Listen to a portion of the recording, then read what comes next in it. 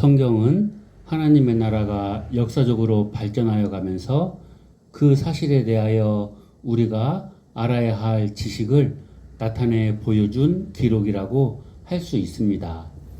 그런 점에서 볼 때 사도행전의 기록은 신약교회의 초기에 어떻게 하나님의 나라가 진행되어 왔는가 하는 것을 보여주고 있습니다. 그러므로 우리가 사도행전을 잘 살펴서 깨닫는 것은 매우 중요하다고 생각합니다. 사도행전의 전체 내용을 보면 1장에서 7장까지는 예루살렘을 중심으로 한 유대인들을 향한 교회의 증거에 대한 기록입니다.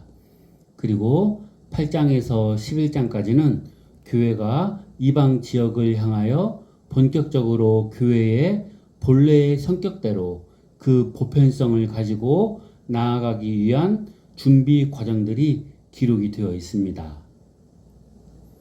사마리아 전도라든지 에디오피아 내시의 전도라든지 사울의 회개라든지 베드로의 루다와 요빠 전도, 그리고 이방인 고넬료의 이야기, 그리고 그 일에 대한 베드로의 예루살렘 보고, 그리고 안디옥 교회의 설립과 안디옥 교회의 예루살렘 교회 부조, 그런 내용들입니다. 이러한 상황들은 점차 새로운 상황 전개로 넘어가는 과정들이라고 보여집니다. 하나님의 나라의 그 보편성이 초기 교회의 발걸음 속에서 서서히 나타나고 있는 모습입니다. 12장은 삽입장과 같은 내용입니다. 여기에서 우리는 두 개의 세력이 서로 충돌하고 있는 것을 보게 됩니다. 하나님께서 내신 일반의 왕국이라는 것이 여러 가지 이해관계로 뭉쳐서 그 물리적인 힘을 동원하여 하나님이 두신 의의를 모르고 하나님께서 세우신 하나님의 나라의 구체적인 현실상의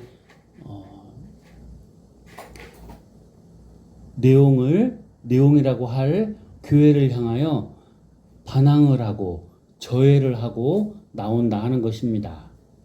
그 세력은 그 당시에 헤롯 왕국이었는데 이것은 헤롯의 정치적인 야심과 유대주의라고 하는 사입이 신정국의 결탁에 의하여 이루어진 세력입니다. 교회는 때로 물리적인 세력이나 하나님의 계신 성경 말씀을 가지고 그릇 형성된 사이비 세력에 의하여서 도전을 받게 됩니다. 그래서 우리는 12장에서 교회의 신령한 전투적 모습을 보게 됩니다.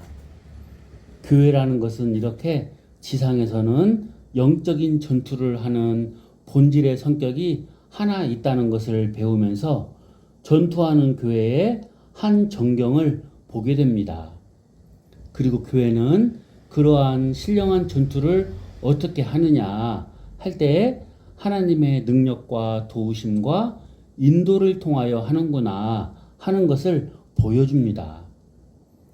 그들의 그러한 태도는 기도로 나타납니다.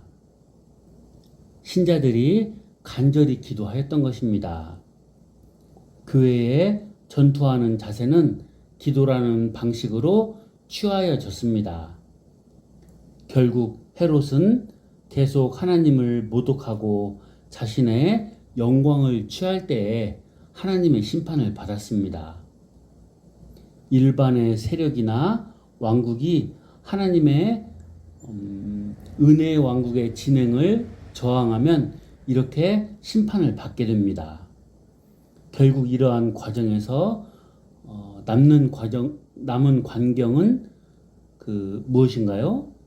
하나님의 나라는 여전히 전진한다는 것입니다. 그리고 13장에서 28장까지는 교회가 그 보편의 성격, 곧 모든 이방인까지 포함하여서 하나의 교회를 이룬다는 사상 하에서 하나님의 나라가 전격적으로 세계적으로 퍼져나가는 모습을 보여주고 있습니다. 이런 점에서 볼 때 13장은 매우 중요한 의미를 가지고 있다고 볼 수 있습니다.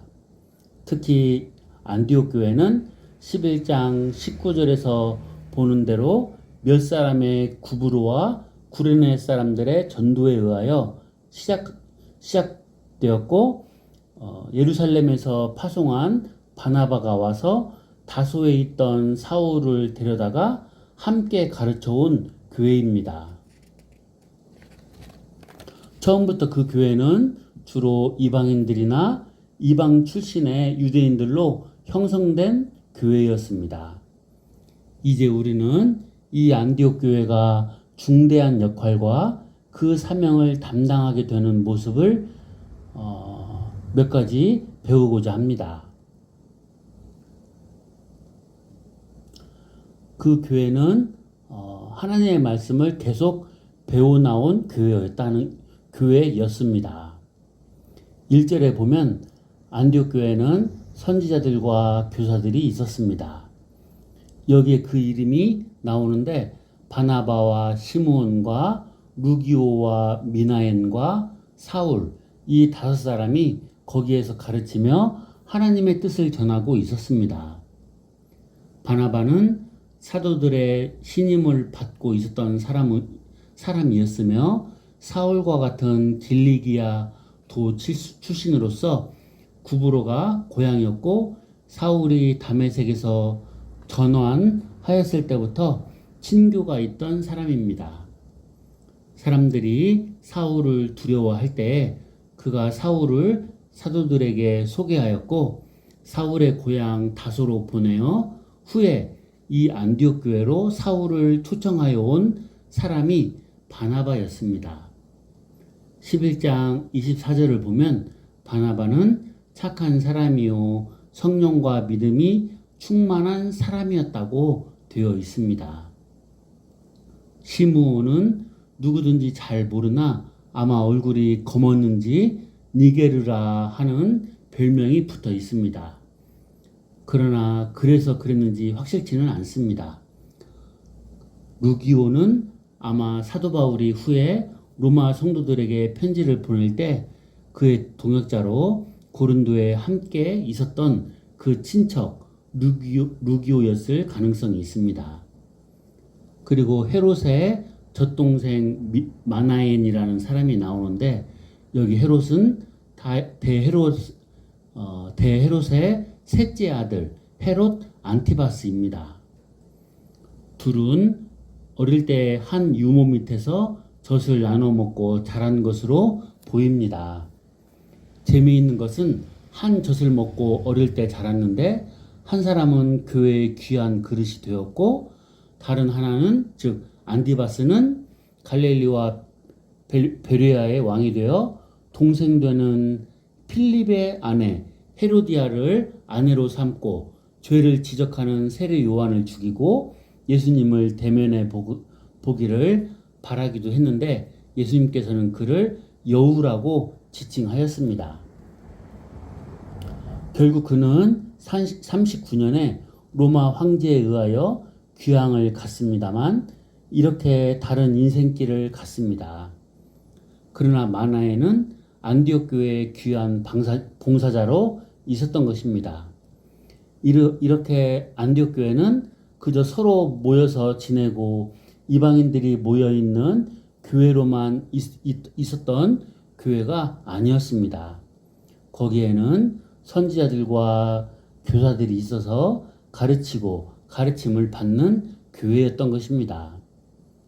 교회라는 것이 그냥 모아만 있는 것이 아니고 자기가 가진 은사를 통하여 서로가 유익을 끼치며 서 나가는 것입니다. 예를 들면 교회에는 여러 가지 각양각색의 은사를 가지고 서로 은혜를 끼치고 유익을 주는데 봉사와 도움의 은사라는 것이 있습니다. 교회 안에서 봉사와 돕는 은사를 가진 사람이 그런 사람이 있으면 교회의 일들은 그만큼 터덕거리지 않고 잘 진행되는 것입니다. 누구나 다 봉사하는 일을 하여야 하지만 은사가 있는 사람은 늘 마음이 충만하게 봉사할 심정과 그 기쁨으로 준비되어 있기 때문에 봉사할 일이 생기면 신속히 해 나가게 됩니다. 그러나 그렇지 않으면 그만큼 느리고 힘이 들고 미루어 가는 것입니다. 그런데 은사에는 여러 가지가 많이 있습니다만 특히 교회에서 말씀과 관련된 은사는 매우 중요합니다. 선지자와 교사가 그것인데 선지자란 하나님의 말씀을 통하여 하나님의 나라의 역사적 진행을 깊이 통찰하고 예견하여 방향을 제시하는 은사를 가진 사람입니다. 그리고 교사는 하나님의 말씀을 잘 배우고 이해하여서 그 지식을 다른 사람들에게 공급하는 일을 하는 은사를 가진 사람입니다. 교회에 이러한 은사를 가진 사람이 있다는 것은 매우 고귀한 일인 것입니다. 선지자적인 활동에는 진리에 대한 깊은 통찰, 직관력이 필수적입니다. 그리고 교사로서의 활동에는 지적인 능력이 필요합니다. 직관력이 있어서 하나님의 말씀을 통하여 하나님의 경영하심과 그 깊은 세계를 파악하고 역사의 현재와 미래를 보며 교회와 하나님의 백성들이 나아가야 할 행로를 교정하고 지정하여 주는 사람이 그런 사람이 있고 하나님의 말씀을 잘 깨달아서 그 지식을 전달하여 주는 사람은 교회에 매우 큰 유익을 끼치는 것입니다. 지금도 교회는 이러한 진리의 통찰이나 지식이 항상 필요하고 교회는 그러한 사람을 언제나 요구하는 것입니다. 그래서 기독교 역사를 보면 사도 바울과 같은 분, 어거스틴과 같은 분, 칼빈 선생과 같은 분의 역할이 얼마나 중요하고 큰 것이었는가를 알 수 있습니다. 교회란 사람들이 그저 많이 모여서 앉아 있다고 해서 어떤 사명이 되는 것은 아닌 것입니다. 교회는 그와 같은 고도적인 심정을 가진 사람들이 있어야 하고 그러한 두뇌들이 있어서 그들이 그 교회의 척도가 되어 가지고 아래로 끼쳐 내려가야 하고 그럴 때 전체 신자들이 유익을 얻는 일이 참 많이 있는 것입니다. 안디옥 교회는 바로 그러한 교회였던 것입니다. 그러한 좋은 여건을 가지고 계속 고도한 세계로 자꾸 자라왔던 것입니다. 어느 시대에나 하나님 나라의 사명을 담당하는 교회는 이러한 교회인 것입니다. 우리 교회가 사명을 깨닫고 그 일을 각성하여 모였다면 앞으로 역사적인 어떤 사명을 담당하려고 한다면 이러한 갖춤이 필요합니다. 각양의 은사들이 서로를 도와야 하고 특히 하나님의 말씀을 가르치고 배우는 일에 전력하여야 합니다. 자꾸자꾸 계속 말씀의 지식을 쌓아가야 합니다. 음식을 먹었다가 안 먹었다가 하고 갑자기 더 먹고 특별히 먹고 하는 것은 좋지 않습니다. 정상식을 하여야 합니다. 지식을 쌓아가는 일을 소홀히 해서 교회가 공부하는 일에 참여했다가 안 했다가 하면 그 사람은 전혀 안 하는 사람이나 별 차이가 없는 것입니다. 그리고 교회가 하려고 열심히 꾸준한 자세로 하고 피치 못할 사정이 있었으면 보충을 해서 채우고 개인적으로도 꾸준하게 하여야 하는 것입니다. 그러지 않고 대강대강 빼대로만 납득하고 필요한 소리만 담고 있다가 며칠 지나면 한 반절이나 남고 한 달쯤 되면 거의 다 잊어버리고 나중에는 한두 마디 정도로 알아서 돌아다니고 결국 성경을 그 뼈대만 어떤 틀만 가지고 해석하고 다니는 식이 되어서는 안 되는 것입니다. 교회당이야 또 오고 다음에 또 올 것이고 또 들을 것이라고 생각해서 소홀히 하면 안 됩니다. 우리는 말씀을 공부할 때 성령의 역사를 받으면서 하게 되고 그 역사는 똑같은 것이 아니고 항상 성령님께로부터 나오는 신선한 것으로 채워지는 것입니다.